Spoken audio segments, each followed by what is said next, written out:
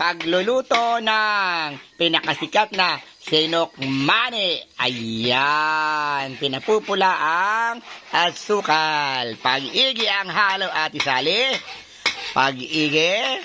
Ayan ang aking asawang pinakamaganda. Ayan, pag-igi kailangan ay maligat na maligat ang sinokmane. Yan, ibinuhos na ang gata. Ang pangpasarap na gata. Hindi pwedeng walang gata. Ilang gata yan? 3. Saka asukal. Ilang kilo asukal, Ate Sally? 2. Pag-igi ang halo. Kailangan ay pantay. Ate Sally, pag-igi yan. Pag-igi. Ang ating masarap na sinokmane. Ayan. Ay, kailangan ay matamis siya at maligat. Ayan.